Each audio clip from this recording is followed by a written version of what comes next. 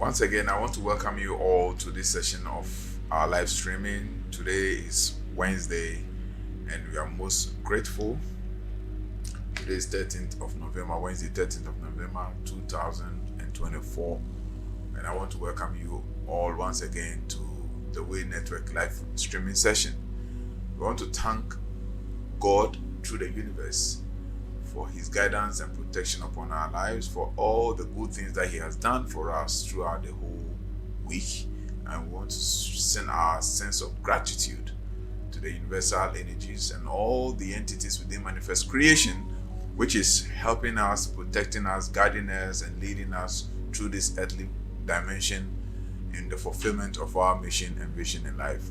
We just want to thank all the entities. We want to thank all the angelic forces in the higher dimensions of existence who are also interrelating with the forces of the universe to see to it that we're able to embark on our earthly mission and not to digress or go astray. And they're also working to make sure all those that have gone astray will be brought back to the path of light and truth. We just want to thank all those celestial entities and celestial beings for their assistance and support. And we want to thank you also for your effort of making sure you avail yourself to sources of authentic knowledge and understanding to be able to keep to the path and to keep your mind on the objective and on the goal of our existence. And I also want to thank you for your support in subscribing and then recommending or sharing, they call it sharing, for sharing to other people for them to come and harness this knowledge. It's a way of you availing yourself for the spiritual intelligences to use you to guide people back onto the path. There are different roles we play in this whole journey of life or in this whole journey of existence. And the most vital and the most important role you could ever play in this lifetime, and the greatest achievement you can never achieve in this lifetime, is for you to realize yourself and then direct other people to come to that path where they would realize themselves. This is the greatest achievement. For you to realize yourself is the fulfillment of your existence, and to direct other people to come to the path that they may also harness the knowledge and realize themselves is an essence. It's a spiritual merit you are accumulating for your spiritual ascension after you exit this physical body. And as well, some of these activities of you leading people to the path of love, compassion, and self-realization also creates an abundance of spiritual merit for you, that in the times of adversity or where you fall short and you become guilty of an offense where you need to be punished, they look at some of these activity and they pardon your wrongdoing or they pardon your errors. And wherever sometimes you need certain favors, all these things are put into consideration, and then those favors will be meted out to you.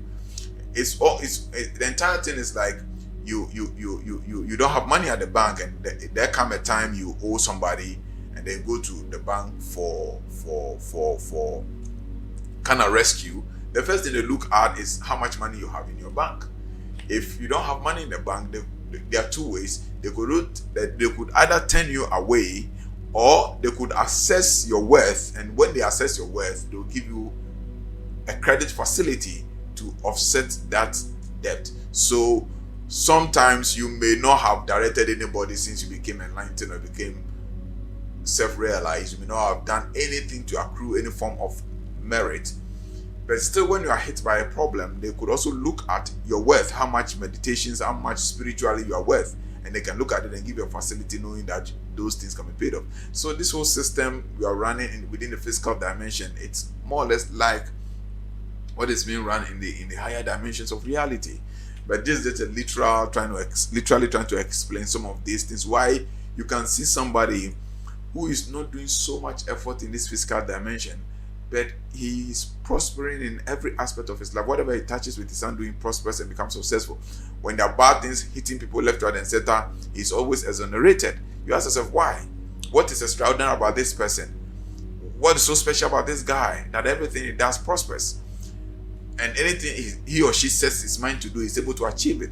These are some of the things. You may not know the kind of merit this person has accrued over the years, or in his past life. You may not know about the spiritual merit he has done because due to the good things he has done to existence for him to merit all this lifestyle, and you become jealous of him. And then when you are jealous, and it goes nowhere, because what is happening to him is due him, because he's worked for it. He's paid his dues for that kind of merit and that kind of favor.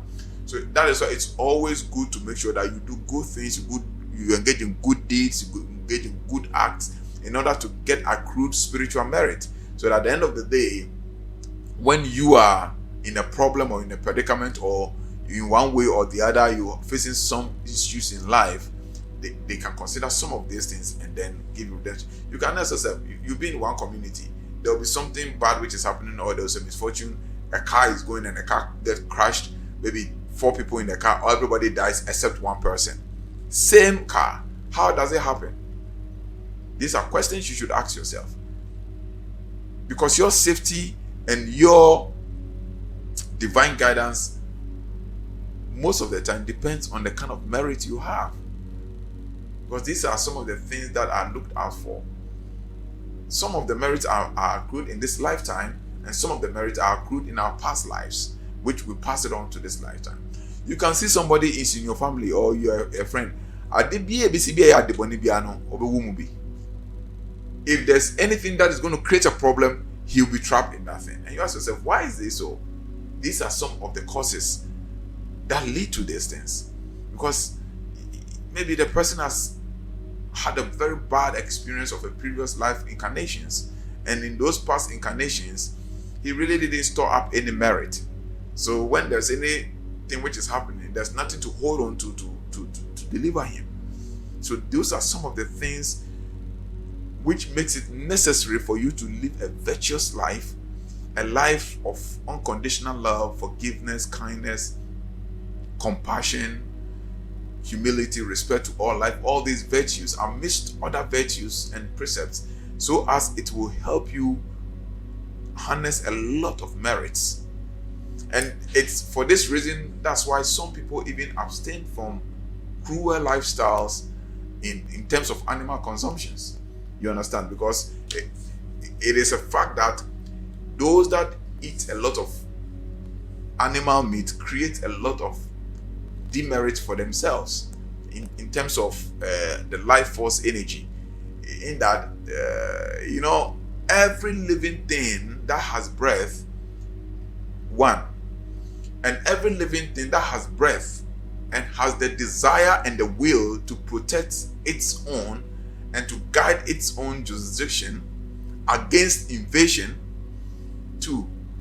So the third one, and every living thing that has the desire and the will and the discriminative ability to be able to produce offsprings, to produce life, provide for that life, protect that life until the life reach maturity, for the life to be independent. When you are infringing on that domain, you should be careful.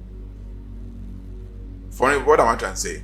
For instance, a cow or a goat, has a life force within it. They take in oxygen as we do take in oxygen, and they breathe out carbon dioxide as we do breathe out carbon dioxide. So they are not the opposite polarity of our vibration. They are of the same vibration as we are. Though they might have a lower chakras energy system, you understand, because their energy system, their chakra system or the energy system is aligned. I'm advised not to get myself too much acquainted with these Eastern terminologies, which is a little bit foreign. So please try to move with me on that trajectory. I'm trying to put out all these terminologies which looks a little bit foreign, but it's the same thing in different language. So just that these animals, because they walk horizontally, their energy centers are aligned to the earth magnetic field. But it doesn't make them too different from we, that our energy system is aligned to the sun's magnetic field. You understand? So they are more aligned towards the magnetic field of the earth, and then we are aligned towards the electrical field of the sun. So we as human beings, that is why we have a higher level of consciousness and a higher level of awareness. but they have a much more degraded level of awareness and consciousness because their energy field is aligned towards the earth magnetic field. You understand? So they have the chakras. Some animals have 4 chakras, some of them have 3 chakras, some of them have 5 chakras. Some of them have as far as to 6 chakras or 6 energy centers. And we humans generally have 7 energy centers within our body, within ourselves. So we and these animals, there's no difference. And that is why when you kill these animals and you are non-benevolent towards these animals, what you are doing is that you are creating a very bad merit for yourself. And we are not going to go about the nutritional aspect of it, but I'm looking at the metaphysical aspect of it and the transcendental aspect of it, so as we can accrue more spiritual merit. And I'm going to take time to talk about vegetarianism and veganism as a whole topic on its own, because I noticed that there are a lot of information lately. Somebody sent me a video from one of these how they call social media houses or online TV houses, and there's a whole lot of misconception, and I wouldn't call it falsehood, but misrepresentation of the concept of veganism and meat eating, and it's grossly misrepresented, and it's kind of misinforming a lot of people. So some people send it to me to seek my view with regards to that opinion. So I'll take my time and do a whole video on that. You understand? Because most of the things that are being propounded in that concept, it's absolute misrepresentation and misconceptions. You get the whole thing. So we are not just looking at the physical benefits we derive from things, because we are not physical beings. That's one thing you should understand. We are not physical beings. We are spirit beings trapped in this physical dimension. So our lives should not be lived according to the tenets and rules and regulations solely of the physical dimension. So if you are trying to propound an idea and this idea doesn't come from the spiritual dimension or the non-physical dimension, then there has to be a problem with that idea. If that idea is basically based on scientific proof and facts and evidences, because science itself is limited, and science itself does not or is not able to comprehend the non-physical reality. That is why science deals with empirical evidence. You can only deal with things that they can perceive and make their own judgment and conclusions out of it, which their judgment and conclusion may not be what it is transcendentally. You get the whole thing. So there's a vast gap between what science is doing and what the spiritual realities or the spiritual actualities are. So science, based on perceptions due to their own empirical evidence of their research, is to come to conclusions and findings. And out of their findings, they come to conclusions. These conclusions are man-made conclusions. They are not divine conclusions. That is why sometimes they are flawed, and sometimes they are deficient by nature. So you cannot take it hook, line, and sinker because there's scientific evidence. That evidence doesn't prove a holistic truth, because science has never given us truth anyway. Because if science had given us truth, our world wouldn't be plundered in incurable diseases and a whole lot of, unconducive diseases and ailments in our system. Because science is not up to task when it comes to proving existence. So we're going to talk about it all in its whole essence or in entirety. But I'm talking about it in that concept of gathering spiritual merit. So when you eat these animals, or you kill these animals and you eat them, okay, what happens is that because they are also resonating within the same vibrational frequencies of your own energy field at the lower level, it's like, because you are an elderly person in your family, you get somebody who is a day-old baby, and then you use that day-old baby for a soup. You understand? It's literally the same thing, because when an infant at that level is just like a goat, because the infant at that level operates partially on the earth magnetic field and partially on the earth sun electrical energy. You get the whole thing. So an infant, until the infant learns to sit down, as long as the infant lies on the back or lies on the front or crawls, he's still aligned to the earth magnetic field, just like the cow, the goat, the sheep, or all other animal you think. So when you eat this animal, you are eating, it's just like you are eating your own infant, because they are all within that same dimension of frequency. And know that we are talking about this earth deals with dimension, energy, and frequency. We are not dealing with nutrients and proteins and all those vitamins. Everything is about energy. When you take a medicine, the medicine alters the vibratory frequency of your metabolism, and that brings about ailment. When there's a bacteria enters into your system, the bacteria distort or disorient the regular flow of your vibratory system of your body field, or your muscle field, and then it makes you unease or make you diseased, or make you not be at ease. So this is all about energy. Everything you're talking about is about energy, and if you cannot look at things from that perspective, I don't think you qualify to talk about some of these things, because you need to look at everything. If you want to understand things holistically, not partially, you must look at things from the vibration of energies, vibration and frequency. And you must not look at it from that level theoretically, but you must look at it from the level of experiential point of view. So, as I said, when you eat something like a cow, a goat, the energy frequency as at the time you are eating the cow or you are eating the goat is the same energy frequency in your infant who is unable to sit. They all have the same energy frequency. So you and the person eating the human being, there's no difference.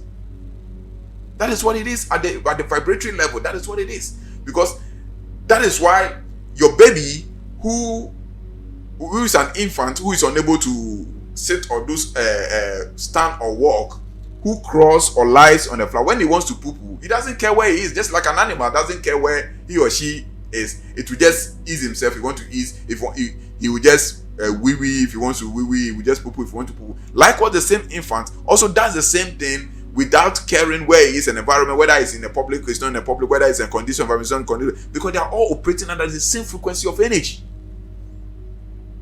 So when somebody tells you meat eating is something which is good, it's a lie. From the transcendental level, from the non-scientific level, it's absolutely a lie. It's a perverted soul that can feed on its own kind at the lower vibratory level. So watch, all those who are excessive, cannibalistic in nature, they are very violent people, and with their eyes and their face look very aggressive. They don't have that calm, sweet demeanor.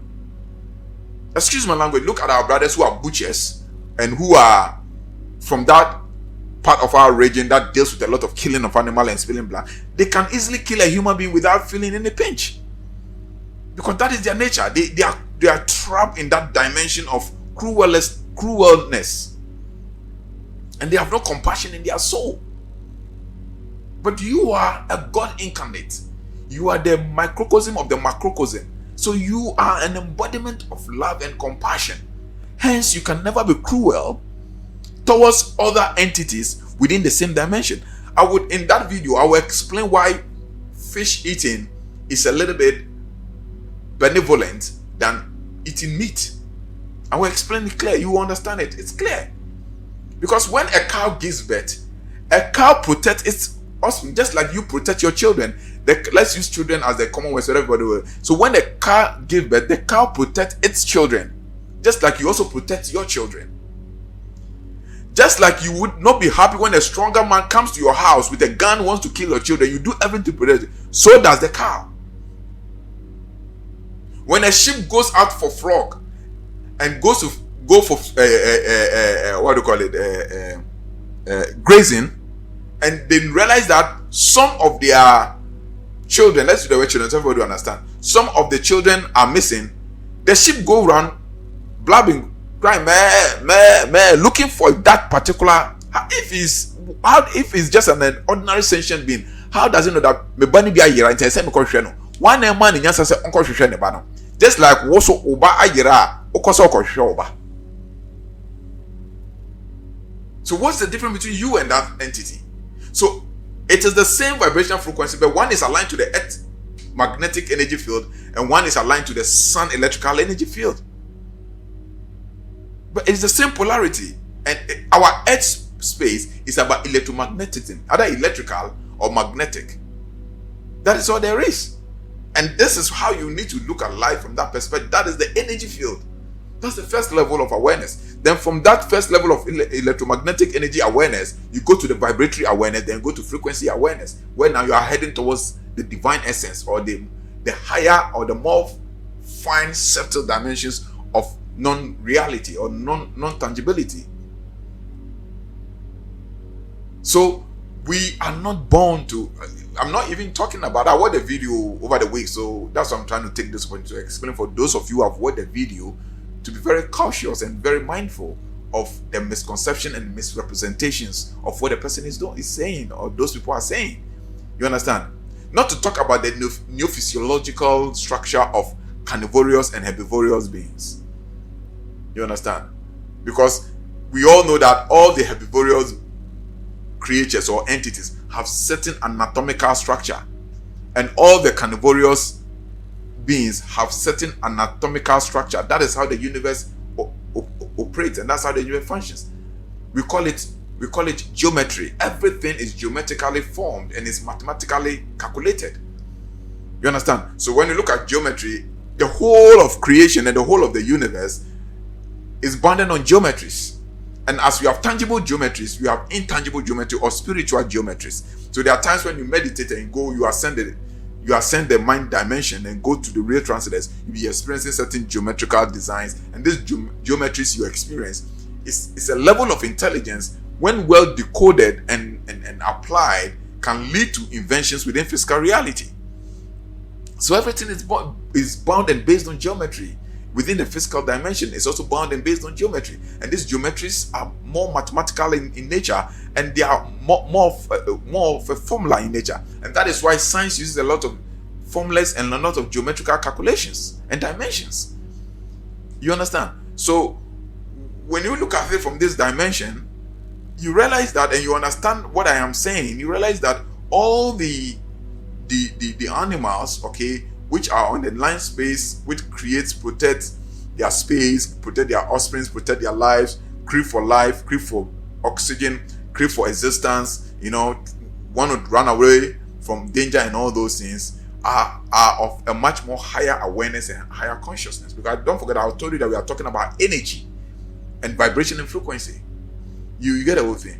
So you need to be mindful of all this. And that's why when you go to the Bible, it says that let no man spill blood. When the blood spilling, they will misinterpret the blood spilling to be murder or killing a human being. It is not true. He said, let no man spill blood. Blood is blood, whether animal blood, human blood, whatever it is blood. And when you come to one of the 10 commandments, it said, thou shalt not kill. Killing is killing. We know what killing is. It didn't say, thou shalt not murder. It is quite recently that the modern Bibles that are coming out have changed the killing to murder.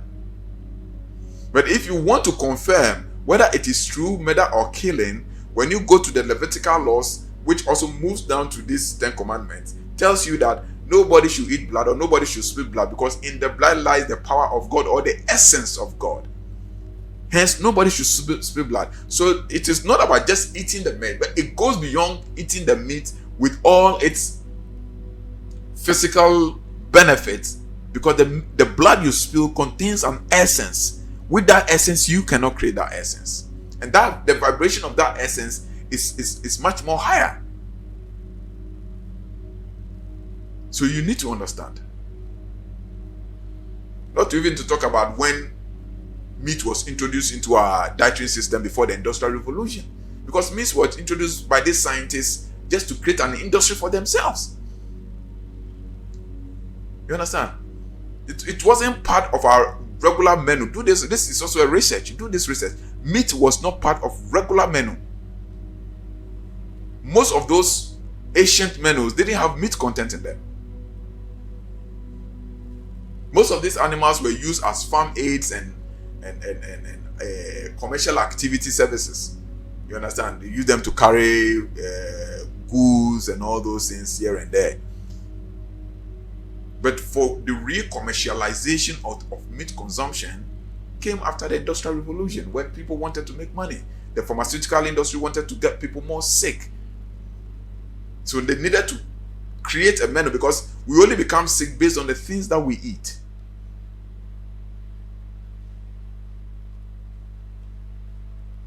So they wanted to create a menu to make people sick. And that was the introduction of excessive consumption of meat in our diet. Go around, tell me how many medicines you see around the world which is made up of meat, in the exception of the one that comes out of blood tonics. That some of them they use animal liver and all those things. Tell me how many medicines that cure our systems is made up of meat. You literally have 0.01%. Because anything that heals the system, that heals our body, is made up of herbs. And our ancient mothers who live healthy, live longer, they were not eating meat at random because you could not even, because they were eating bushmeat, so they need to wake up and go and hunt. How many animals can you hunt in a day? So abuano, when they get the animal, they kill it, they dry it, one of the things my grandfather told me back in the days. Back in the days when we were very healthy as people, you enjoy chicken because it's only on Christmas that you really have chicken to eat. So anytime it's Christmas, we enjoy the Christmas because that time you are going to have chicken to eat. Rarely when you have a visitor from the city comes to the village, then also it's not something which was a regular delicacy. And because of that, our old people lived longer. There's a lot of, you see, sometimes forget about science, because science is always an industry that the intelligences in the world power use to deceive us mostly.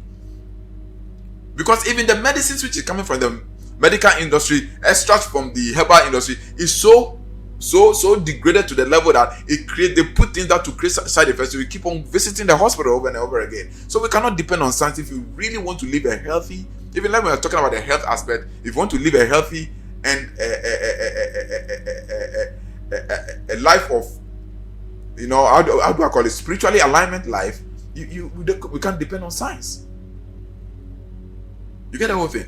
So I'm passionate about this thing because of the level of misconception and the level of indoctrination that was meted out by these people propounding the eating of meat. You understand? It's a gross deception and you don't have to buy into it. It doesn't matter what it is. We have seen a lot of people go to hospital and say because of ABCD conditions, stop eating meat. And they stop and it's working for them well. Yes, we understand that there are certain nutrients you get out of meat. There are certain conditions you would face when you become a vegan or a vegetarian without a proper information. And I always tell people that I as a city, I've been a vegan for almost about 15 to get into 20 years now. And lately I became a vegetarian, started taking fish and a few other things. Now, I can tell you for a fact that yes, when you become a vegan without a proper knowledge about veganism and an in-depth knowledge about the human physiology, you are going to have side effects. Just like any other things, you enter into it ignorantly. So the fact that you go into something ignorantly and you have an adverse effect doesn't mean the thing is not good. That's the point I want to make. Because those are one of the most relevant points some of these presenters were making. Because people think that you get into veganism and then you have problem with your erection because he or she had problem with that aspect of his or her sexuality. Yes, because when you go into it ignorantly, you would have that problem. You understand? For instance, I stayed for many years, I couldn't have erection. You get the whole thing because I was a pure vegan. Not the kind of veganism that people are doing now. When they talk about veganism, we were doing transcendental veganism. And this transcendental veganism was that even anything made out of animal product, we don't use it, including belts, including shoes, leather shoes, anything which is made up of animal, we never used it. But at the end of the day, I realized that I was ignorant about what I was doing. I didn't have enough knowledge about the nutrition system of the body, what the body actually needs, and where to get what the body needs, even if you don't want to depend on the animal product. That time I never had a child. You understand? Like, yes, because there was one assertion of the argument that I saw that they said that I was a vegan and I got 2 or 3 married divorced because I couldn't erect and I couldn't have make babies. And basically it's not true. It's just that, yes, at the time you are doing veganism, if you are ignorant, you may have this defect. Just like any other field you enter into it ignorantly, you are going to have this defect. And what the person was saying, I was also a victim. I had the same experience. But did I go back eating meat? No, I didn't go back eating meat. I just had to do a proper research. And I did a proper research and I'm completely a man. You understand? And I have I have kids now. You get it? So you don't use one scenario of an isolated incident to condemn an entire knowledge when you don't have a proper analysis of that knowledge. That is the problem. Today, I really didn't want to talk about this whole thing, but the universe, that's my prayer. I said it should guide me the trajectory I should take. So if it so be that this is what you're going to talk about, let it be. And I didn't even think about it. This is not part of my thinking. So I've not even prepared any resource material. I've not contacted any resource material. I'm talking from a personal experience. You get it? So you should be careful of the kind of things you hear. You understand? You should be careful of the kind of things you hear. Because if somebody tells you that vegetarianism is good at a certain point in time, and the person propagates a lot of vegetarianism and make a lot of people follow the person, and then in the next minute he tells you that the vegetarianism is not good, you need to eat a lot of meat. What is the proof that what he's saying is true? Because he hasn't got the credibility to earn your trust. He hasn't got it. Because the same person telling you veganism is very good, you have to be a vegetarian, propounded and all those things, started selling whatever they call chunks or whatever, made money out of it, and then now the person turns a U-turn and come to tell you that vegetarian is not good, now you have to become a flesh eater. What happens in the next 10 years? What is he going to tell you? He may come and tell you, no, you have to be breathing air. And the next 10 years, you have to be a solarian, you have to use the solar. You see, you just don't go out there, read a few manuscripts of certain group of people who had their own peripheral personal interests, and then when it sits well, you propound it as a theory or as something people should follow. It's not right. And I know by now, whoever watched this video will know, as you listen to me, you know where I'm heading to, if you have seen those videos. I wanted to play the video, some of those excerpts of the video, but I was advised due to legal issues and all those things because of YouTube and the source of the video. But it's not right. And I can stand here and bear testimony that if you do veganism or do vegetarianism and do it right with informed decision, you are not going to have any side effect. It's rather going to benefit, because I have been in it over 15 years. Some of the message I picked was that after 7 years you're going to have a lot of side effects. It is not true. I am telling you it is not. I'm not saying what somebody is saying. I am telling you it's not true, because as I sit here for more than 15 to 30 to 20 years now, I've never taken meat.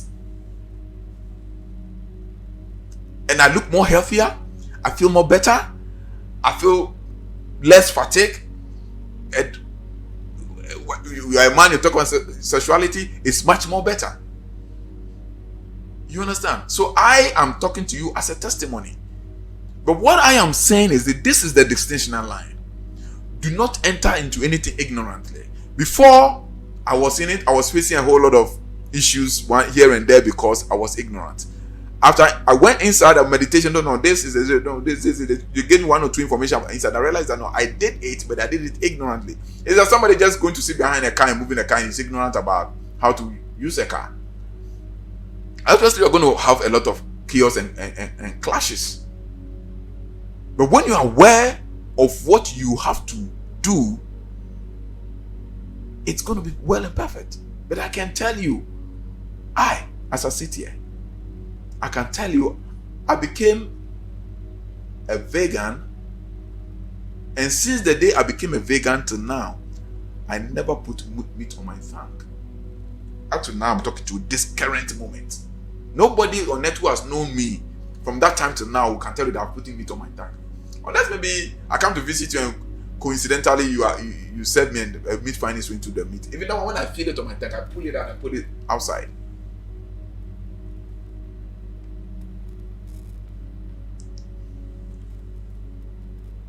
You get it? So it is not, I want to tell you, as you are listening to me, that when somebody tells you you need me to be healthy, it is absolutely not true. Yes, there may be one or two isolated cases where, because of lack of certain nutrients as a result of becoming a vegan, and you did it so ignorantly, you may lack certain nutrients. And maybe one of the sources you may have those nutrients, which is commonly known, is through meat. But that doesn't mean we don't have other options. Because the universe does not operate on linear principle. The universe operates on the principle of variety.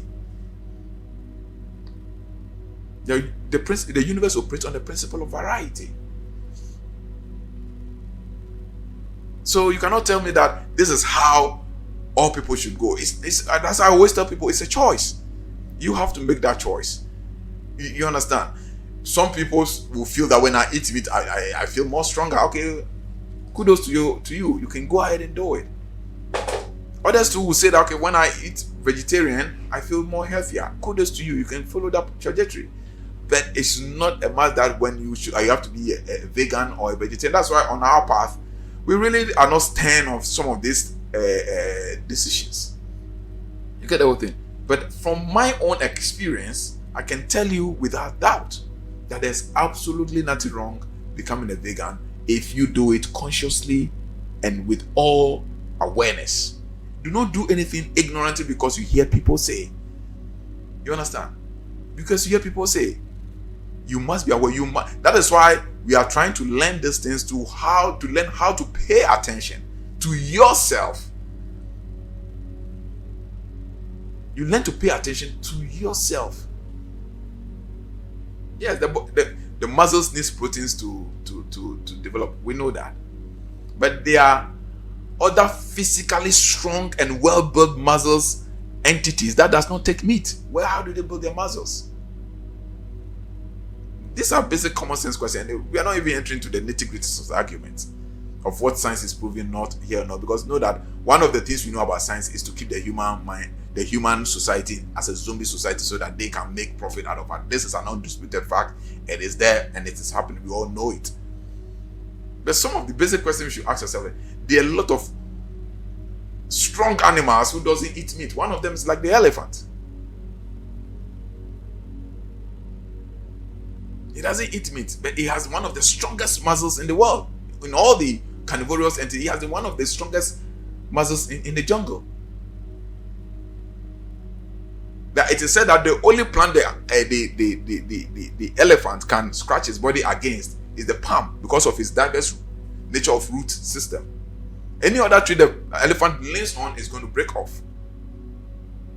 But these elephants are not carnivorous in nature. So when you talk about muscle building as solely based on animal protein, because science says it, then there's a problem, because you also have to do your own assessment. When the preacher man preaches you also have to preach yourself.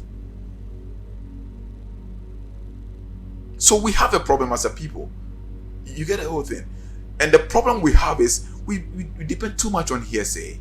This person come and develop new propensity ideology, we want to follow. This person come and want to. At the end of the day, we become confused people.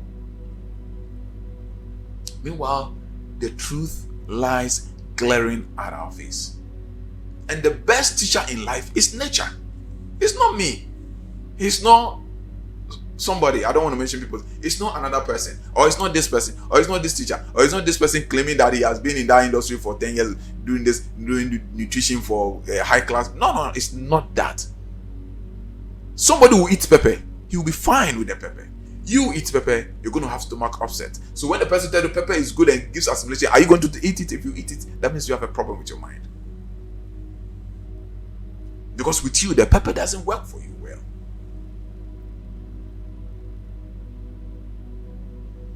And I can tell you on authority, when it comes to spirituality, nobody who is an ardent meat eater can really do sound spirituality. That one, there's no doubt about it. Because your soul energy will be clamped with the vibrations of these animals you consume.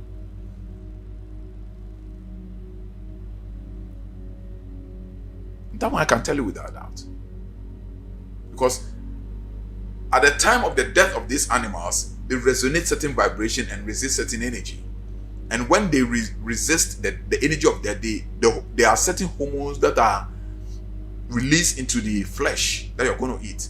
Now, these hormones, we call it hormone in science, but they are invisible magnetic energies or invisible electromagnetic frequencies, which are their energy. So energy don't die, you know that.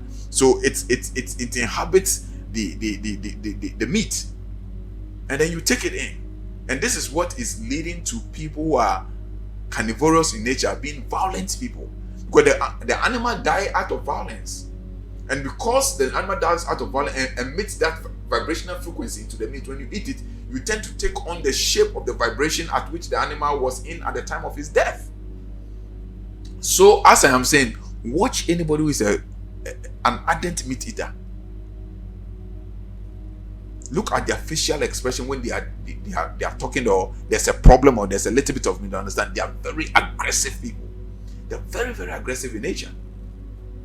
It is not their nature to be aggressive because we are divine people, but they are aggressive because of the kind of consumption, because most of the time we take on the energy of the things we eat. So it's neither here nor there. If you want to have a lot of spiritual merit, stay off meat. That is what I have experienced. This time around, we are not talking about personal physical benefit. You are talking about spiritual merit.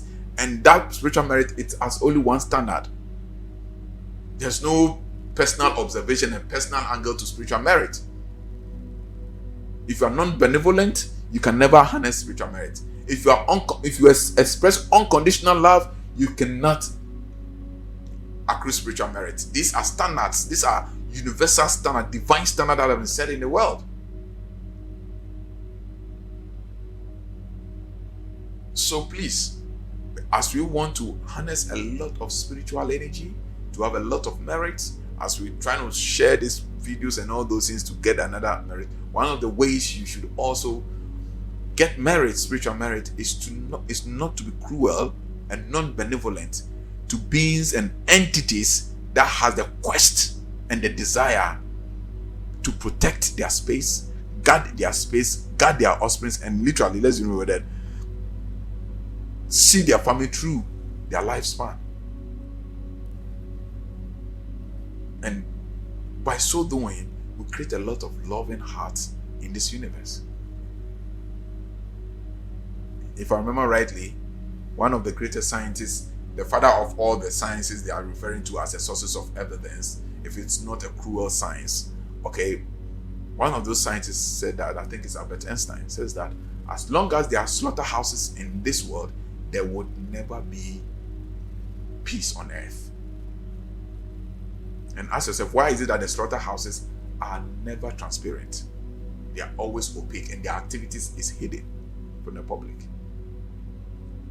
Even when you're driving, unless of course you're an ardent meat eater, then your soul has been consumed of love. Anybody who is a compassionate person, who is not an ardent cannibal, say abo aponchikwa the yemusheno. So if it's a hen or a chicken is crossing the road and the car is about to say, those who are not too much ardent meat, they will begin to shout because they feel compassion. Because when it runs on the chicken, they will feel the vibration, the pain of that chicken. This is our true nature.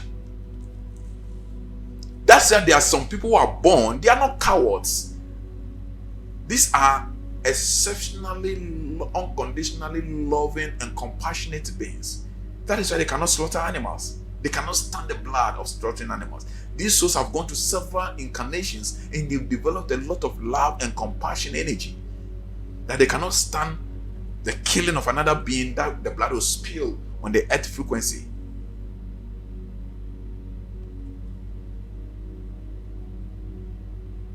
So we need to be mindful on how we accrue merit for our own spiritual ascension.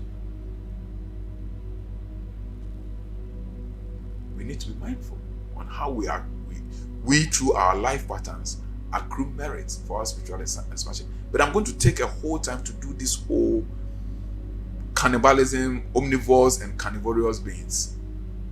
And we're going to try to ascertain, are we really carnivorous people? Or herbivorous? Or if there's even a thing called omnivorous? But if you want to be loving, you want to be really exercise compassion,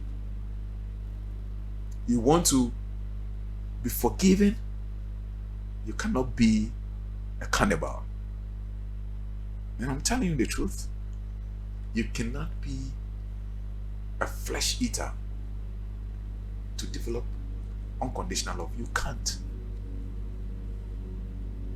When you're an excessive meat eater, you don't have compassion in your soul. When you're an excessive meat eater, you cannot develop unconditional love. When an excessive meat eater, you can never develop the spirit of forgiveness.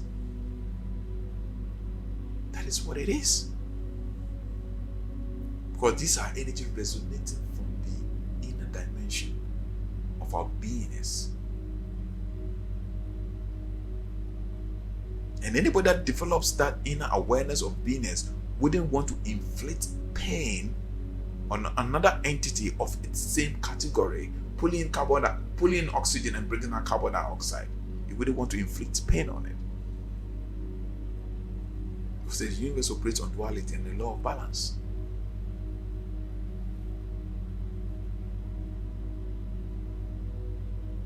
So we need to be mindful of what we do to get more spiritual merit.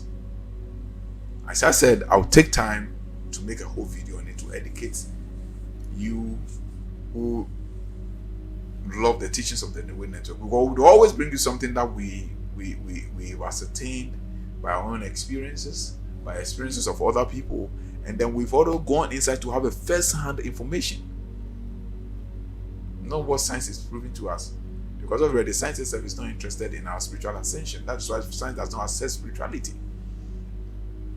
Because if science really is interested in human spiritual awakening, they would accept spirituality as part of it. That anything that cannot be proven in science is not accepted in the realm of science. But there are a lot of things that cannot be proven by science, and it is there. So we'll come back to that. So let us continue.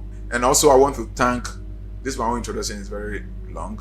And also I want to thank all those who have supported us financially. We say thank you for your support. We are grateful, and the universe bless you. And we admonish that much more people should give us the necessary support that we deserve, because we need it. We need it very, very importantly, because now we have very handful of people who have given 1 or 2 donations, which is really helping. So if you want to support us, you can send your Momo to the number on your screen, and no matter how small or how little or how big it is, it's going to go a long way to help us, and we are going to be appreciative of it. And you can also try as much as possible to connect to us. If you want to join our platform, you can connect to our platform by sending HMK to the WhatsApp number on your screen, and then we would add you to the platform. Over the weekend we had wanted to do it, but a few things came up and I was pretty engaged, so I couldn't make myself available for them to do it. So probably this weekend, all those that have applied to join the platform, we will sit down and then we are going to update the platform and put their names on it. So as what you have on your screen, if you want to join the platform, you send HMK to the number on your screen, 0243732861, for you to be added later on when we have the time. So today we are going to continue with our session that we intend to finish before we continue with the pineal gland issue. And we talk about the mind and the various departments of the mind, which is in it's in relation to our senses and how they relate to the various part of our senses, and how we can understand the functionality of that departments of the mind that relate to certain part of our senses. We talk about the frontal lobe, we talk about the temporal lobe, we talk about the spinal cord, we talk about the cerebellum, and we explain what they were and how they kind of contribute to how they contribute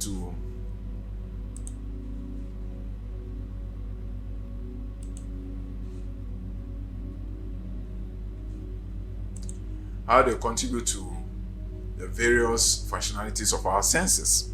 So we are going to conclude on the two that was level, which is the parietal lobe and then occipital lobe. Those are the two things that was left for us to treat. So we are going to treat that one and then look at some of the things we can do to kind of increase the functionalities of the various departments of the mind so as to optimize its nutrient level, okay, or the lifetron level, so as that aspect of our senses will gain a lot of energy from that part of our mind, so that the mind can have a good relationship with that aspect of the sense it controls. By so doing, the lower personality will be put in a check and in a balance, so that the senses does not operate on autopilot to be able to do things that it wants, and which in most cases the kind of perceptions the sense perceives on its state of autopilot are not wholesome. They are unwholesome, which is not beneficial to the ascension of our personality and ultimately our soul development. We also talk about the fact that the frontal lobe controls our higher cognitive abilities and our voluntary movement. It also deals with the personality and higher thinking skill. We also talk about that the temporal lobe also controls our hearing and memory and processing of auditory informations. So with the temporal lobe, I told you that it's at the side of your brain, close to your ear, and that deals with auditory senses, that anything that has to do with audibility or hearing. It has a role it plays in that area to process that information. And I talked about the fact that the spinal cord deals with communicating what is coming from the various department of the mind or the brain to the various part of the body. When we talk about the body, we are talking about the senses, the various part of our senses, in order to pick frequency from the mind to the senses and from the senses to the mind. So that's where the link between the senses and then the mind is established, and then the communication. But when the link is established, there has to be communication. It's like you pick your phone and you call my number. Before you can communicate with me, there has to be a link that will be established between your phone and my phone. And that medium of establishing the link, like either you use MTN or use Vodafone or whatever, and I think they changed the Vodafone's name. I don't know what name it is. But whatever network you use, the network establishes the link between your phone and my phone, and then we do the communication. Likewise, the spinal cord serves like a telecommunication network cable that establishes link between certain part of the brain and then certain part of the body or the senses, and then there's a communication between the mind and that senses. Okay, so certain part of the brain mechanically is connected to certain part of the body mechanically through the spinal cord, and then the energy which is being transmitted from that part of the brain, which is more in the state of mind or in the mental state or the state of intellect, is now communicated through the link or the connection of the spinal cord to that part of the body and the energy that controls the body, which is the sense of that part of that body. So as there will be functionality and there will be action and there will be emotional experiences within manifest creation. So that is what the spinal cord does, and that's the role of the spinal cord. And then we talk about the cerebellum. And the cerebellum we talk about, which is the cerebellum, which is this part of the brain, the human brain, which is very at the base, at the back of your head, okay?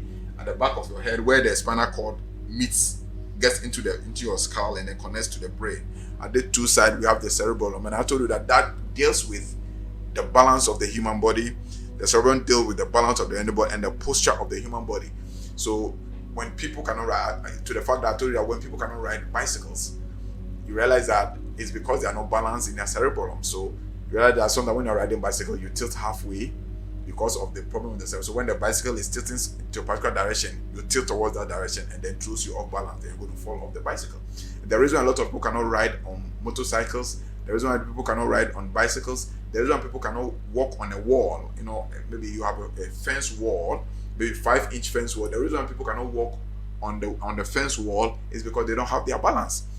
But people who have attained a higher dimension of this balance can even walk on rope. Like when you go to those who do the gymnastics and all those things, they can walk on a rope that is tied from one end to the other end, and they hold a stick to keep them in balance, and they walk on that tiny rope from one end to the other end, and they'll be doing a lot of acrobatics and gymnastics on that rope because they have achieved their balance. And all those things is attained through the mastery and the full functionalities of the cerebellum. So that is what the cerebellum does to the brain. Today we are going to talk about the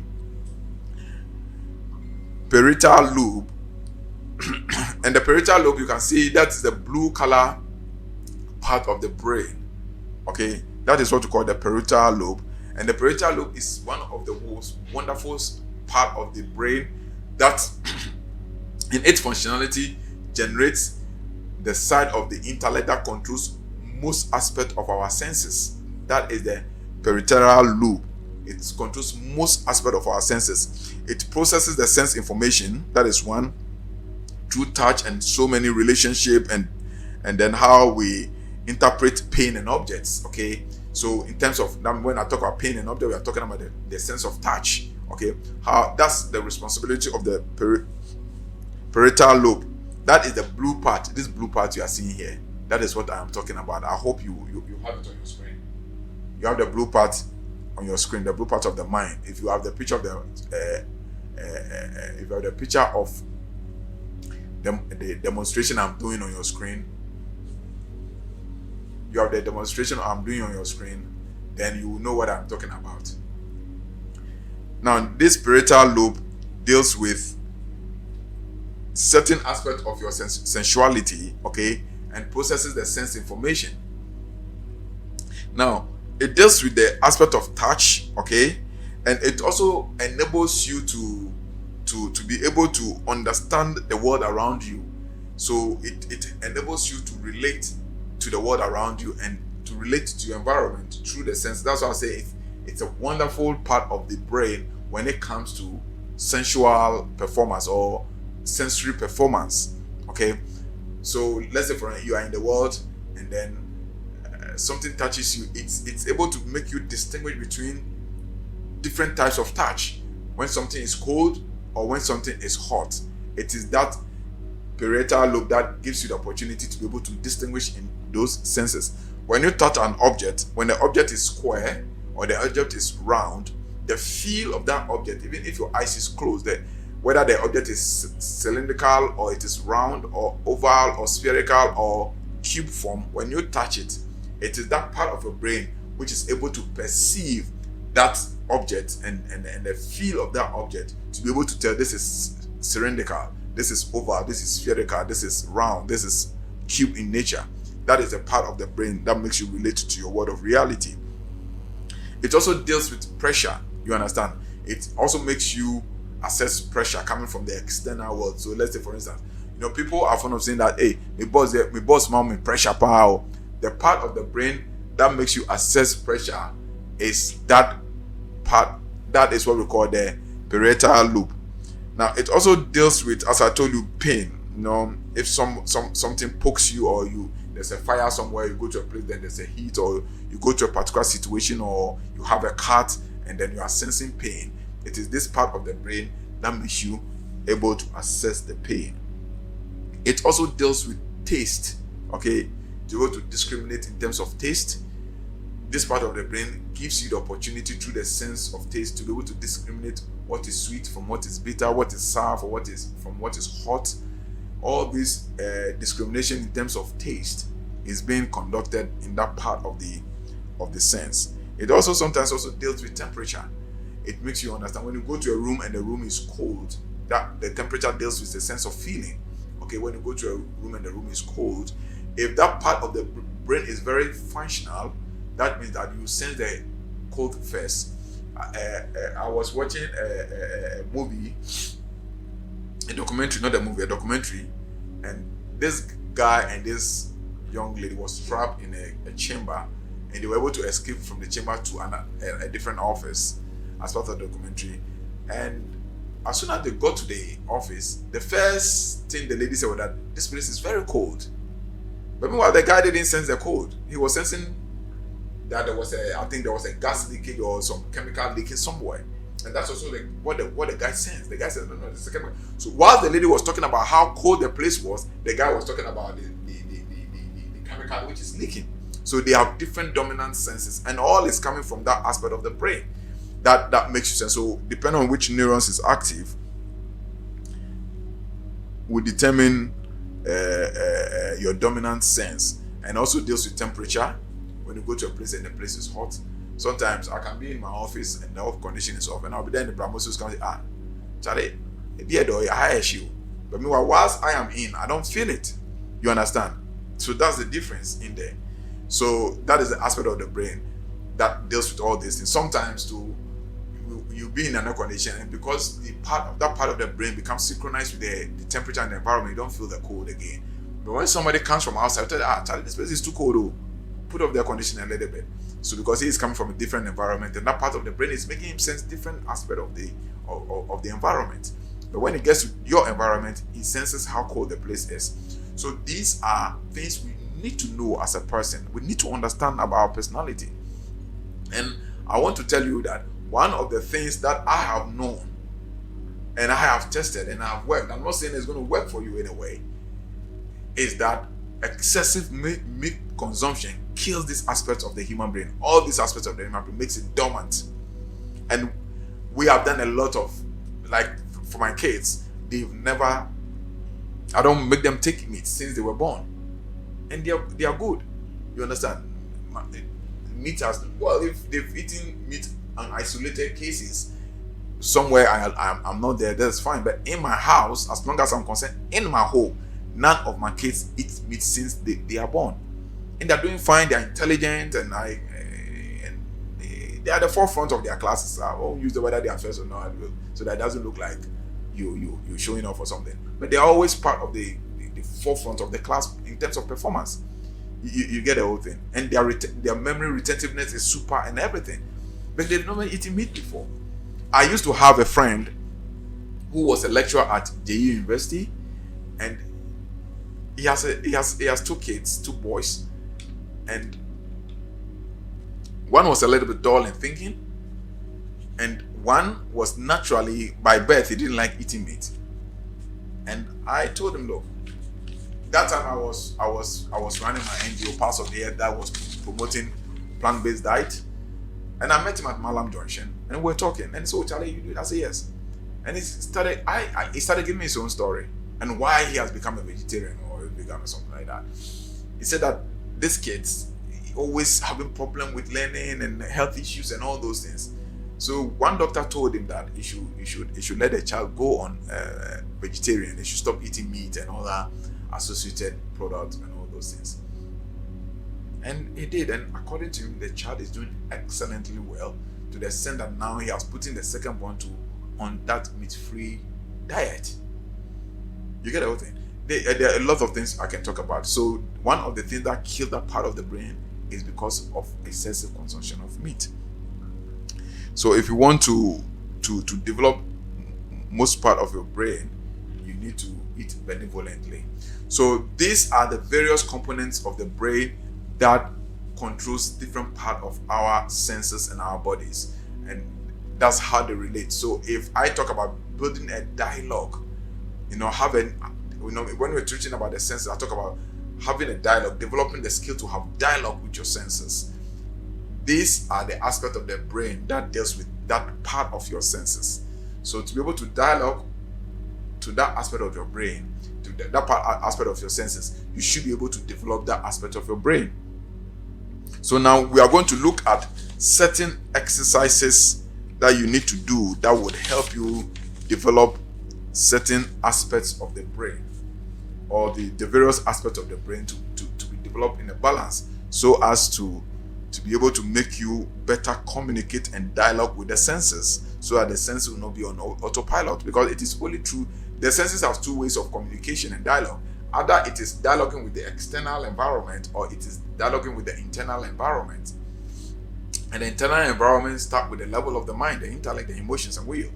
Or it is dialoguing with the external environment, which is all the experiences and all the things people are saying and all the confusions coming all over the internet, and this is right, this is good, this is young, this is no one. All the do's and don'ts which you are being bombarded with throughout the internet and all those things. It's either your senses are relating to those things, or your senses are relating to the inner teachings.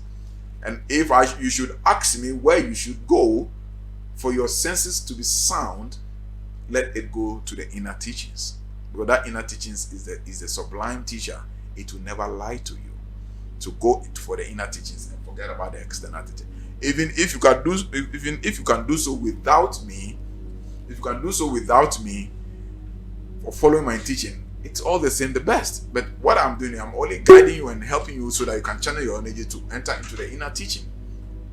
Well, that's why I don't really advocate too much on external knowledge, but rather go inside, and then you understand. And as we go further to treat the pineal gland and other things, you understand why you need to go inside and how you can go inside.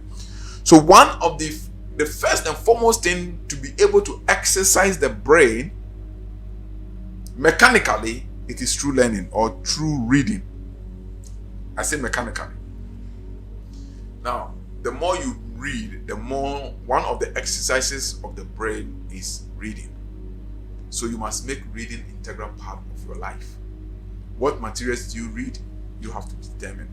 That I will admonish you to read materials that leads you to your inner journey. Materials that enhances your inner awareness. Materials that awaken your inner consciousness. Materials that kind of orient you to come to that inner self-realization and God realization. And then when that is done, you can also begin to read materials that fosters a proper human relationship, all still directing you to harness the internal energy. Then from there, you can also look at material that deals with financial literacy, which also teaches you how to go inside to have the financial literacy. You understand? And all these things are knowledge. When you begin to read all, you would have a balanced perspective. And then your brain begins to develop more cells and neurons to function properly.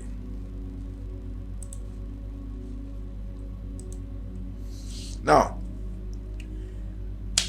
apart from the mechanical aspect of it, the other aspect, which is non-mechanical, literally I'm talking about a little bit non-tangible aspect of it, is breathing exercise. Breathing exercise also enables you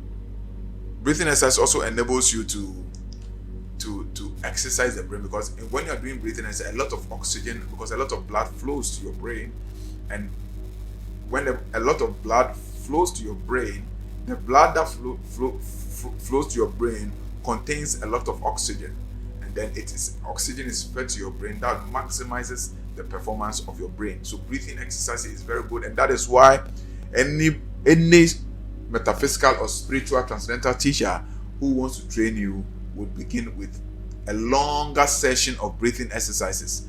So you may do breathing exercise for 1 week, 1 month, 2 months, 3 months. And even after the breathing exercise, when you are given the real spiritual exercises and contemplative exercises you have to do, you still begin with the breathing exercise. In every session, on every day you need to do your metaphysical project or exercise, you first deal with the breathing, and after which you go on with your daily exercise. So breathing exercise is integral to the development of the neurons or the life trance within the brain, because with the breathing exercise, it carries the life force, which we call the breath of life, or the what you call oxygen in science, or the Chinese call it the chi, whatever it is. It carries it to the brain, and the more these things are carried to the brain, the more the brain neurons or the life trance in the brain becomes more activated, and the more there is less oxidation of the brain cells, because you develop Alzheimer's or notice when the brain cells gradually begin to die. So if the brain cells are dying, then you become non-retentive, begin to develop Alzheimer's and all those brain associated illnesses. So when you're able to feed a lot of life trance through the breathing, that means a lot of oxygen or a lot of life, breath of life or air is being sent to the brain, a lot of brain cells will be activated. And once it is activated, a lot of neurons or life trance will be released in the brain and makes that different department of the brain very functional, hence having a good relationship and a dialogue with your senses. Another part to that you need to consider seriously if you want to develop the various departments or the various aspects of the brain is meditation. And a lot of people have asked me, what is meditation? Meditation simply means being in a state of calmness or being in a state of stillness. That is all there is to meditation. People have that kind of weird perception about meditation, and I don't know what kind of meditation they are talking about. But for me, the real transcendental meditation I know that I have practiced over the years is the act of just being still, just being silent, just being calm. That is the whole act of meditation. Though you need a coach to take you through, because there are different types of meditation. But the bottom line of every good meditation, which is more inwardly directed, is based on the principle of what? Silence. Just being calm and being still in mind. Now, you must also have enough sleep. Sleep is very necessary for our ascension and activation of, because in sleep, sometimes when we sleep, we ascend. You see, the astral, we go to the astral dimension and beyond. Sometimes we even go beyond the realm of intellect. So sleep is very necessary when it comes, when you have enough sleep, also the brain also becomes rejuvenated. Enough energy, because the brain will have a lot of rest, and then it gets rid of a lot of anxieties and stress and depressions and all those things. That also boosts the functionalities and the immunity of the brain. You must also have regular exercises. So there are a lot of exercises you are engaging. You can get yoga books. There are books on yoga, when you talk yoga, years of godly activities. So you can get those yoga books and do regular exercises. And there are certain exercises that, and most of the exercise that is connected to brain development, as I told you, the base of it is the breathing exercise. So most of those you guys said that has to do with the brain development. You would have to learn in there a lot of breathing exercise, different types of breathing, Shushuna and all sort of alternate nasal breathing, 4-4 breathing, the different types of breathing exercise you have to do in order to activate that awareness to get you into that consciousness. And then you have to engage in a lot of creative thinking. You understand? When I say creative thinking, you must be up and down when it comes to creativity. And that is why when you go to the Montessori schools, the children play with a lot of Legos and a lot of artistic gadgets. You understand? Because at that level, at the creative level, that is where the brain begins to develop. Because the brain becomes curious and inventive and innovative at the creative level.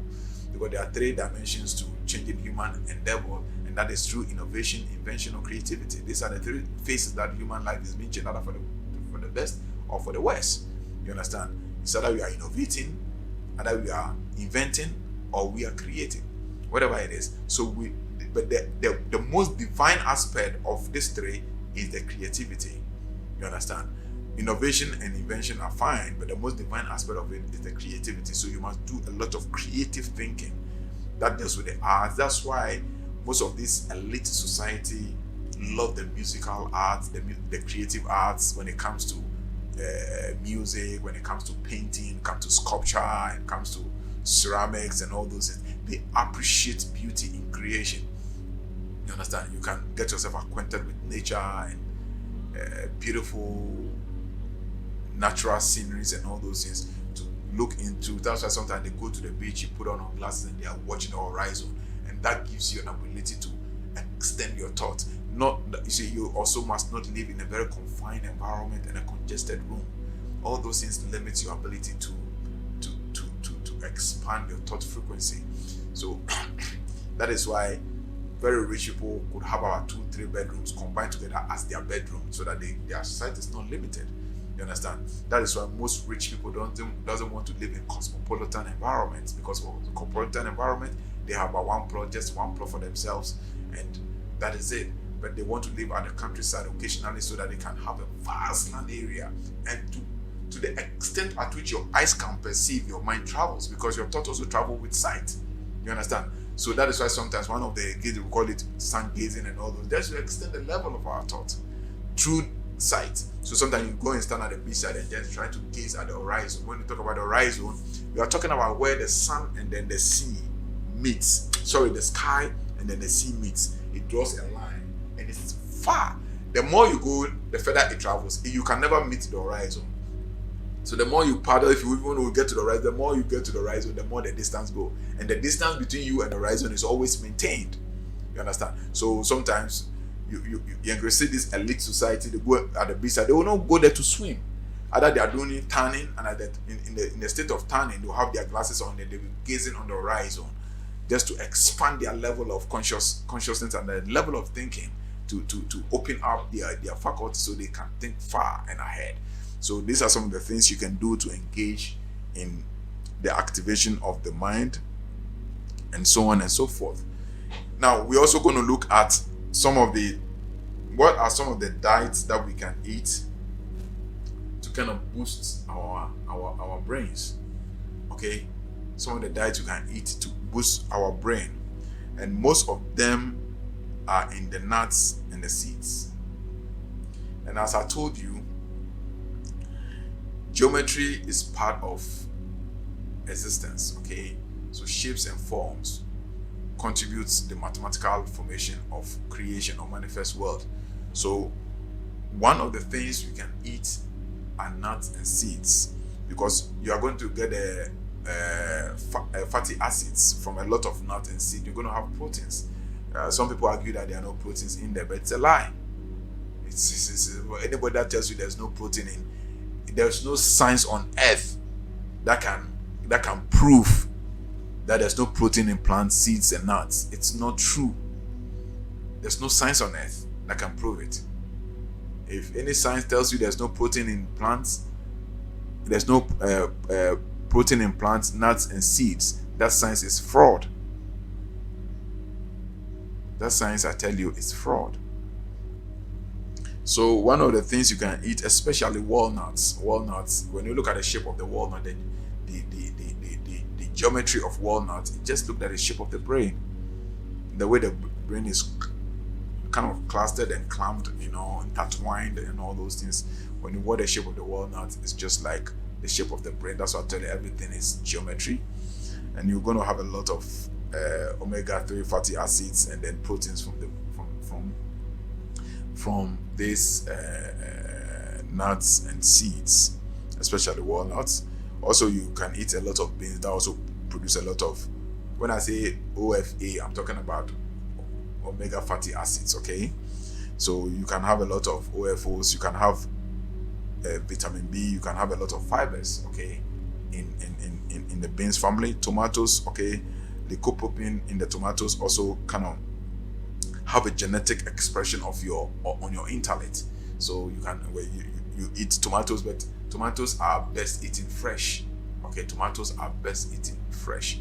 So you eat a lot of tomatoes, and then with the men, it's also good for your prostate. Okay, to some extent, it's also good for your prostate. You can eat a lot of avocado, which also have these OFAs and then also have a lot of vitamin E's in them. Then you can eat dark leafy greens, vegetables, or the greens that are that dark green, like spinach, contumely is part of the spinach family, lettuce and all those. There's this, what do you call it, alefi or something like that. Yeah, alefi and all those, contumely and all those. People even eat cassava leaves. I have not eaten it before, but I know I have friends who eat it, who used to be Liberians, and when I was with them, but I never tasted it before. But they said it's equally good as the contumely and all those. So dark leafy greens also contains a lot of vitamin E, which is good for the brain. You can also eat dark chocolates. We have chocolates. You have different types of chocolates. Okay, so going for the dark chocolate, which is made out of the raw cocoa, which is also high in antioxidants, which fights against free radicals. And this free radical, these dead cells, okay, fight against the oxidation of your the cells in the brain, and then it helps the brain functions properly. You can also eat a lot of salmon, which is a seafood, and there are other seafoods that can help in the functionality of the brain. But you need a lot of salmon. Also, it's good in omega-3 fatty acids, and then what we call the DHAs in the salmon also helps, okay, to build up the brain. So these are foods you can eat to kind of boost the brain capacity to function properly. But apart from the diets, if you should ask me, let breathing exercise be integral part at your level. Let breathing exercise be an integral part of your life pattern. Very, very necessary. Breathing exercise, very, very necessary. Let your children do breathing exercise. If you have a school, if you're a school proprietor, let it be part of every teacher that comes to a classroom should do at least 3 to 5 minutes breathing exercise with the children.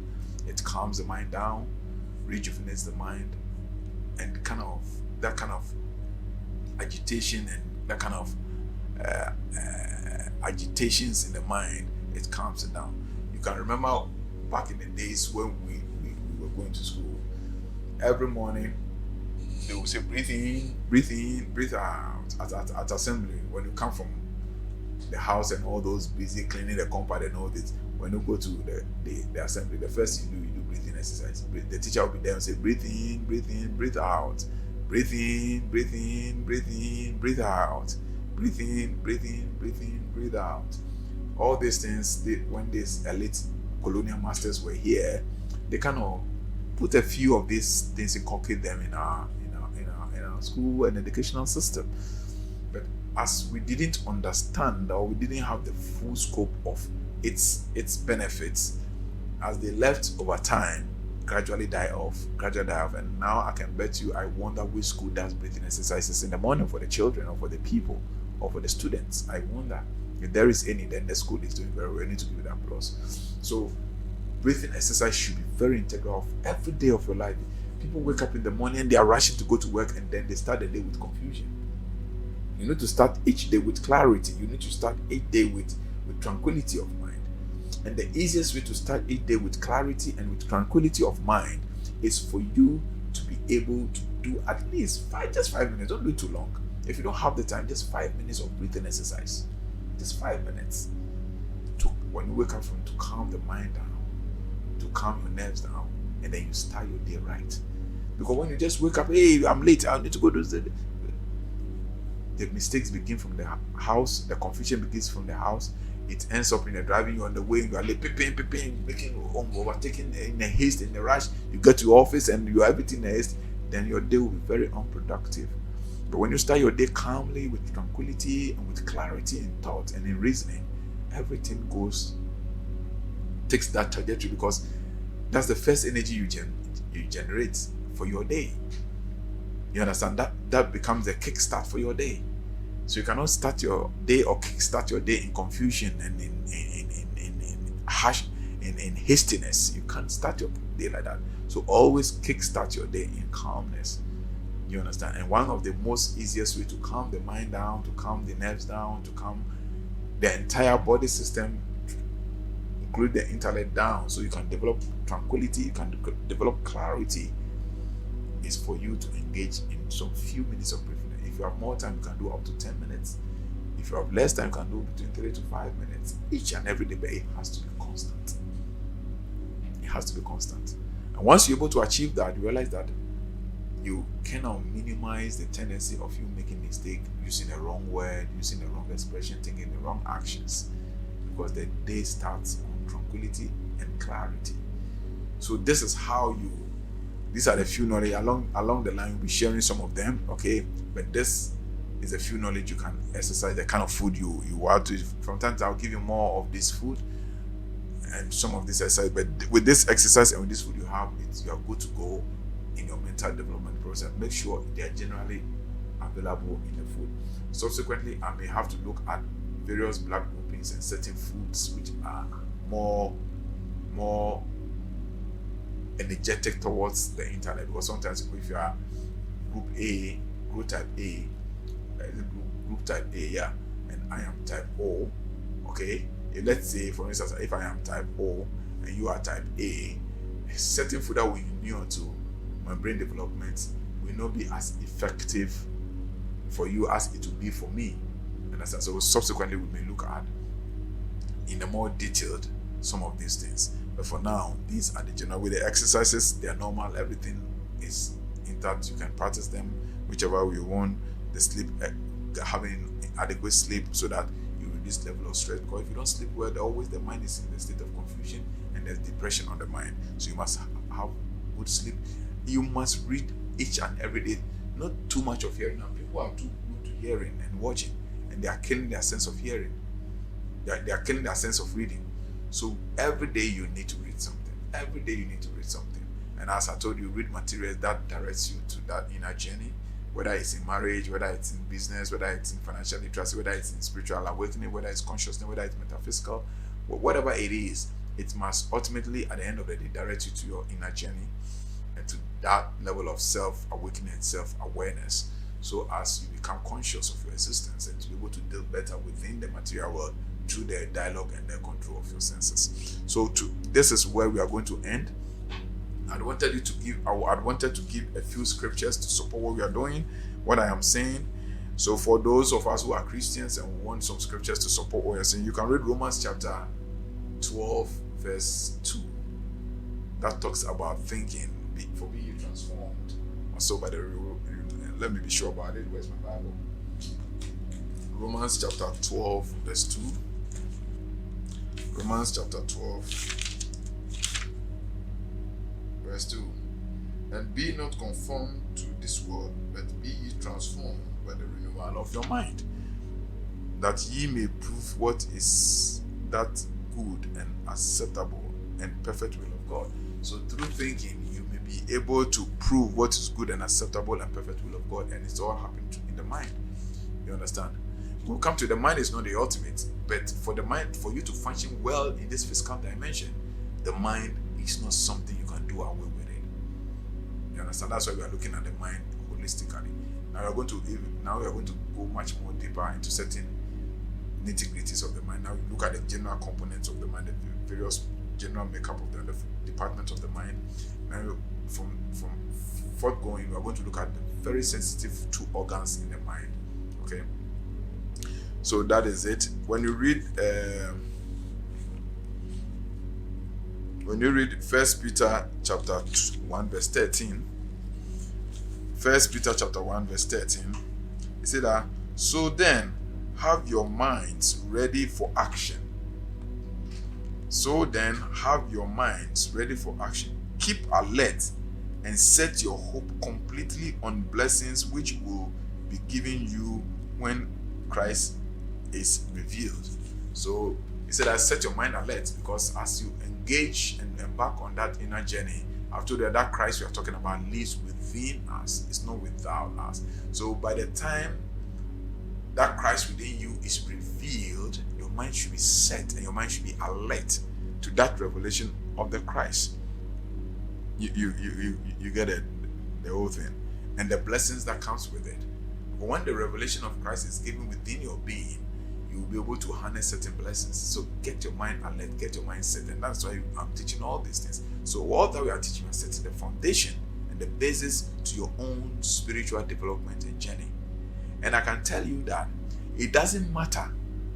There's no amount of, apart I just why is it good. I'm telling you, you can never have peace in your marriage. You can never have a successful business. You can never have a peaceful home. You can never have wealth creation without proper mindset. If you want to have a proper, a peaceful home without a proper mindset, I just saw to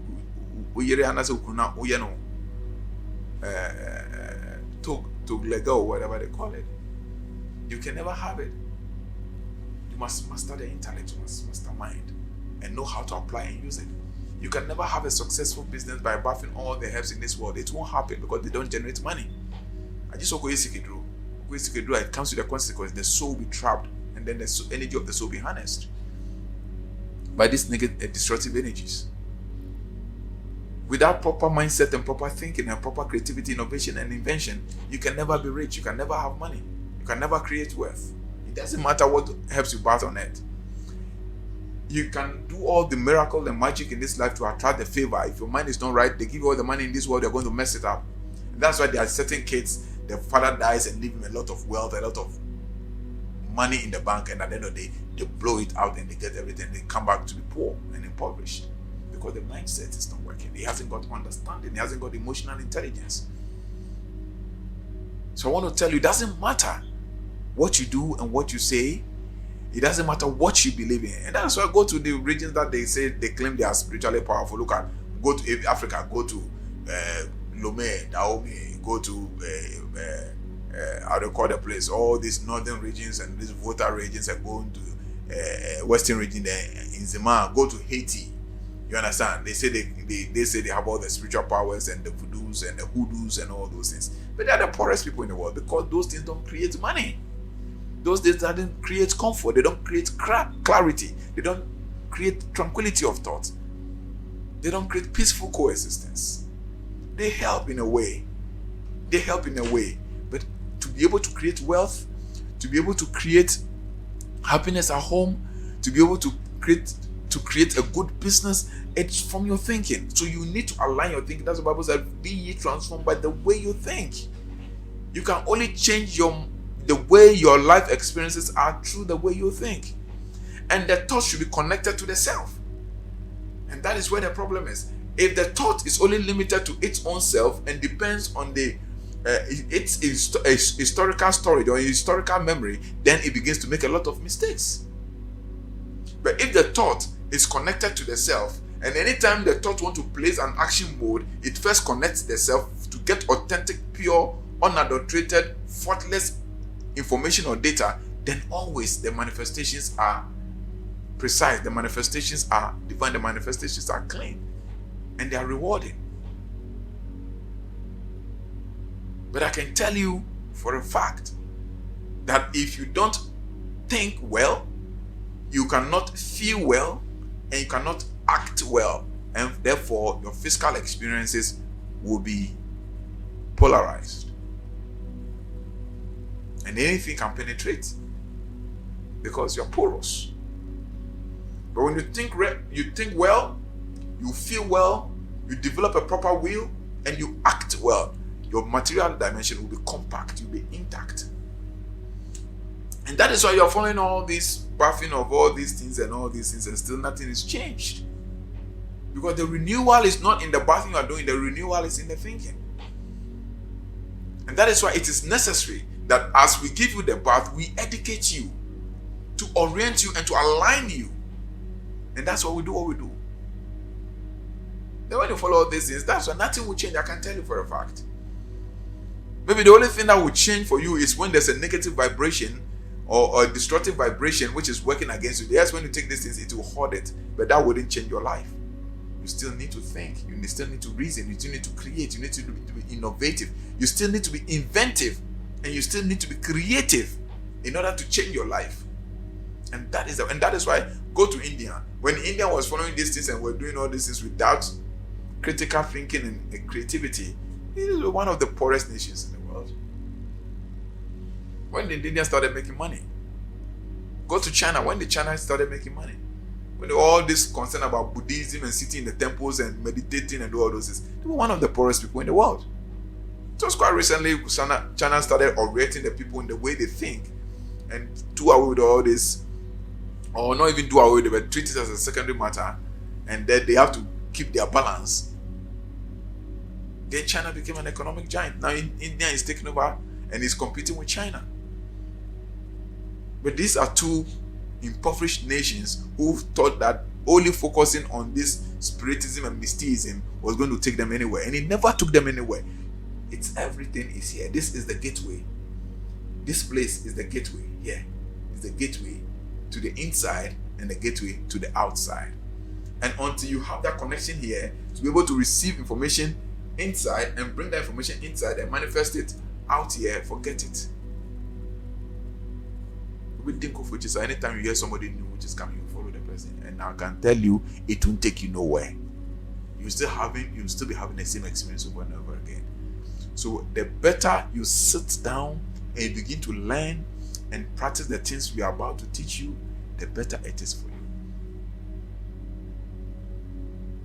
So that you get control over your material life. You become aware and you understand why things are happening the way they are happening and what you have to do to kind of curb the effect or kind of overcome the situation. If you like, go and take all the herbs, and when you buy a land, okay, go and take all the herbs and put on the land and see that whether your house will spring forth from the earth. If you like, call all the 4 elements, put all the 4 elements together and go and do all the rituals for the 4 elements in the land that you buy and see that whether your building will come out from the earth. It won't happen. You need to think, you need to put things together, you need to consult yourself, create your visualization, imagine what you want, visualize what you want, the kind of building you want and how to do that, and put the pieces together, and then you realize the building begins to spring up. And it's springing up all from your mind. And this is the reality. This is what we know. We have so much believed in superstitions. And these superstitions has not helped us as black people. And that is why these elite white folks laugh at these black people when you talk about conscious renaissance and emancipation of the black race. They laugh at us because they know that the very fundamental building blocks we have neglected and we are ignorant about it. And that is why all this effort of emancipation of the black race has become but a celebration. Year after year, Pan-Africanism has always been a celebration and public lectures. The concept of African free trade and the concept of a free movement of goods in Africa and unification has always become just a series of lectures, conferences, and then celebration and ceremonies. Do a lot of big public lectures, spend money, and then it's dead. But we should, if you want to change the destiny of Africa, we should send personal development, how the children should develop their intellect, align their energies, align their minds. Let it go down to the schools. Let's begin from there. Now you begin to breed a new set of generation who are consciously aware, emotionally balanced, and sensorily controlled. They don't behave anyhow. Their senses are not on autopilot, desiring anything that comes their way. They become aware and conscious. Now, when they sit on an international table of engagement, you understand. But this our old men in Africa, leading Africa, goes to the World Bank and they go and sit in front of 30, 40-year-old child, 70, 80, 50 years presidents and finance ministers go, and the one at the negotiation table on World Bank is 27 years, 25 years, 28 years, 30 years. And they still cannot do any better negotiation because it's dormant, it's dumb. This is the problem we have as a people. So, the greatest magic and the greatest alchemy that we would ever experience in this your lifetime is the alchemy of being able to use your mind to change your life situation. That is the true alchemy. There's never been an alchemy that changes this thing into gold. It will not happen. It's an illusion. It's a lie. There's no alchemy like that in the world. That is a portion you put and you put all those. These are all lies. They were trying to use it as an allegory to explain the various innovative, inventive transitions that you can go through by the development of your intellect. And the greatest alchemy, as I repeat, the greatest alchemy is to be able to use your mind to transcend and to be able to change and transform your life. That's the greatest alchemy. To sit down and there's nothing here, and you can sit down and meditate and concentrate the mind, and then you visualize and imagine, and you create something in your subconscious mind, and what you create in the subconscious mind, it is fed to your conscious mind, and the conscious mind through the intellect now feeds it to the senses, and the senses, based on its accrued information, data, skill, and knowledge from schools and technology and whatever it is, put something together, and then you invent a phone. This is alchemy. This is true alchemy. But that alchemy you want, that money will rain from heaven, that alchemy does not exist. Even the Bible says that God is no more raining manna. So for the Christians who go to church and pray, then there's no alchemy. It does not happen. God is no more raining manna. The only manna that God is raining is only one that I know.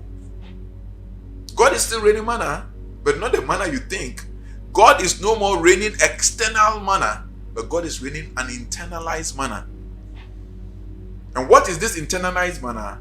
It is the ability to create what you want through the intellect. So divinity, the intellect connects to divinity. The divinity rains manna of ideas and concept, innovations and thinking and creativity into your intellect. The intellect then creates what you want in this manifest life.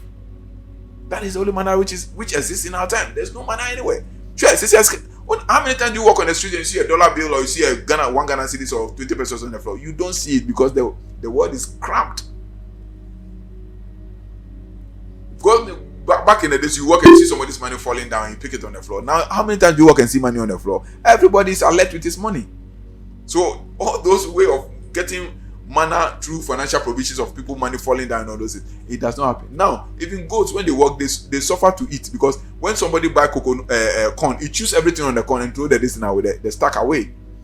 Before, when you chew the corn small, then you leave something, and then the goat sees it as a man, and the goats go to eat it. Now people chew everything. There are people who now even chew. They say the stick gives malaria cure. They chew the stack also as well. God, in the days when you walk and you just go by, you see pawpaw tree ripe and you plug it. Now you don't see it. Everything pawpaw has now being tied in rope, and it's like they're selling it.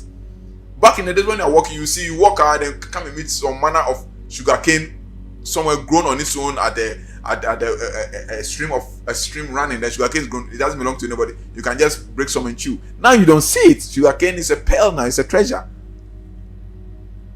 So I am telling you that physical manna is no more raining. The only manna which is raining, it's inside, not external manna. We don't have external manna no more. That doesn't mean the universe is not providing manna. That does not mean God is not providing manna through the universe again. God is still providing manna, but it is now a different phase of manna. And that difference of manna is an internalized manna. And if you don't get this right and you don't get this revelation, forget it. You will always be a pauper and a beggar and a bootlicker. What I'm telling you is not my mind. I am telling you what I am hearing. I still keep hearing that vibration. I still keep feeling that frequency. And I repeat it.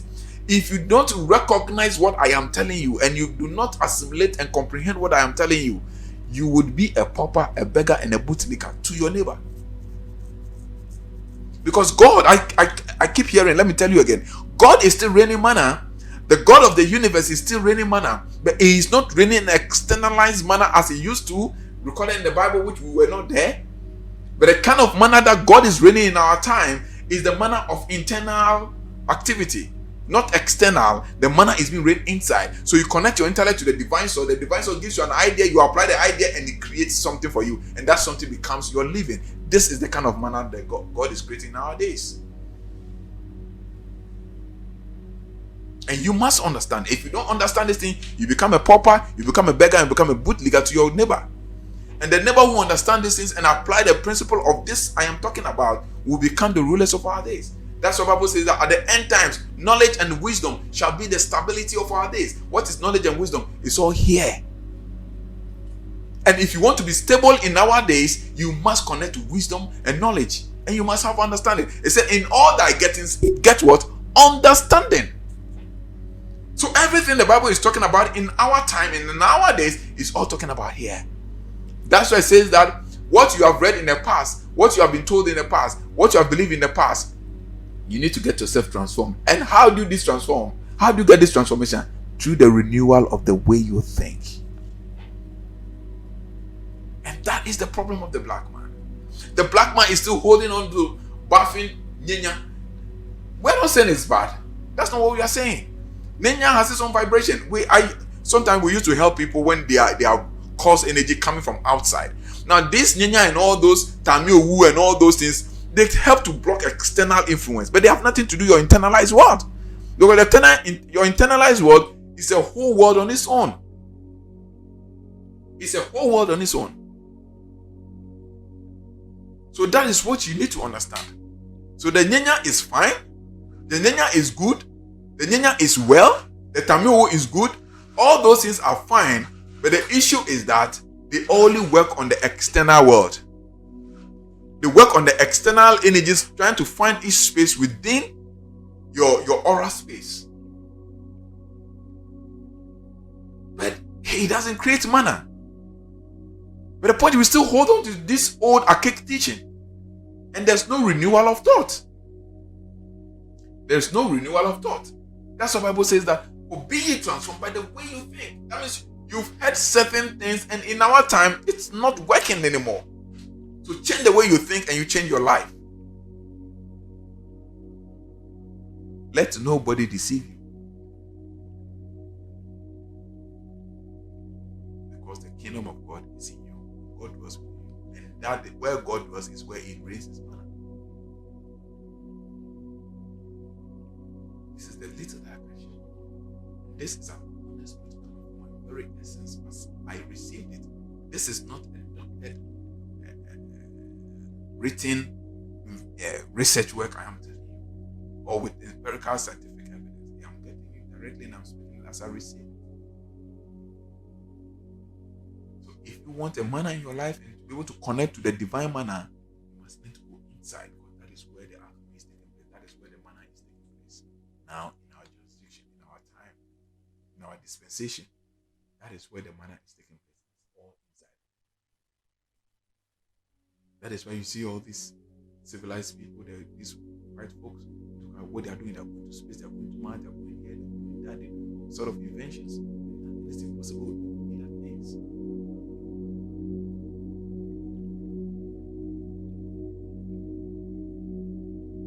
So as a race, as a generation, we are the most marginalized, the most deprived, the most relegated race. We are the most endowed in the universe. Why? So they think we are not civilized. They think we are not intelligent. Everything that these people despise of us is not anything, because they despise us and they marginalize us and they relegate us. Not because of them, because one, they think we are not intelligent. Two, they think we are not civilized people. They think we can use our minds well. They think we are savages. Everything they think of others, why they marginalize and despise us, it's all about them. It's the problem of our thinking. It's just they love our gold, they love our bauxite, they love our oil, they love our cocoa, they love everything we have here. But the only thing they don't love is that aspect of us they know we are not civilized. They think we are not civilized. They think we are unenlightened. They think we are not innovative enough. They think we are not creative enough. And if you are not innovative enough, you are not creative enough, you are not civilized enough, you are not enlightened enough, you are not worth a human being. That is why they created the way. That is why there are certain restaurants and hotels in Europe, they will not allow a black man. They think when you come, they're going to create a mess. So all this thing has always been about thought. And where does the thought harness its energy? Where does the thought harness information? That is the problem. Some of them are doing so from the extraterrestrial dimension. Some of them are doing so within the terrestrial dimension. Some of them are doing so from the celestial dimension. We are saying the most contented place to go is the divine within your being. So that is what it is. So it has always been about the battle of the intellect. But that is where everything begins, and that is where everything ends. Your will, your emotions, your senses, your desire all ends here. Your spirituality and everything also begins here. That is why in true spirituality, you have to transcend the mind. Because everything is always been about the mind. So the mind is just a tool. It's a tool. We have to know its functionalities, how it behaves, how it connects to the electrical frequency, and how it connects to the magnetic frequency. What you have talked about right now is about its magnetic frequency that is connecting to the magnetic field, the sense field. Going forward, we are going to look at this electrical connection. connection to the electrical field, which is the spiritual field. So it's always about the mind. And I can tell you for a fact, take it from today, take it to live it for me in your word. I'm not saying I'm the custodian of all intelligence. No, I only express what I know, what I've proven for myself that it is really true. If you have other proof for yourself, you can bring up, let's discuss. I always want wisdom. I always want knowledge. Bring it. Let's say if there's something for me to learn inside, I will learn it and do it more life. But as long as I am concerned, as long as I observe the world around us, anybody who refuses to use his mind becomes a slave to the neighbor who uses the mind. This is what I observe in the world of reality around me. Anybody that refuses to use his mind becomes a slave to the neighbor who uses the mind. That's why we use the word use. We are not saying be the mind, we say use the mind. That means the mind is a tool. You must master it, know its benefit, know its functionality, and then use it. That means that you are not the mind, but you are supposed to use the mind.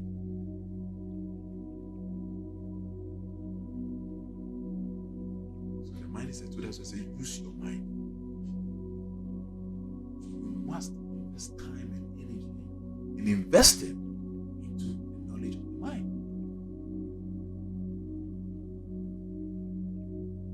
And that is the only way we as a race can be recognized in the international stage of engagement. This is the truth. You may not be told. The liberation you are looking for, the truth you are looking for, does not only lie in bathing all this herb and doing all those things you are doing and going and doing all those doing all those. I don't want to say that like I'm talking about somebody's spiritual practice. Making all those spiritual journeys. You know what I'm talking about. Because I've seen a lot of people have made all these spiritual journeys using all these hallucinogenic portions, made all those spiritual journeys, and their life is still the same. Nothing has changed. But if you can use the power of the intellect, you can apply the power of the mind, the efficacies of the intellect, a lot of things are going to change. They are going to change drastically forever in your life. This we know, and this we know is the truth. I just want to thank you for your time for this session.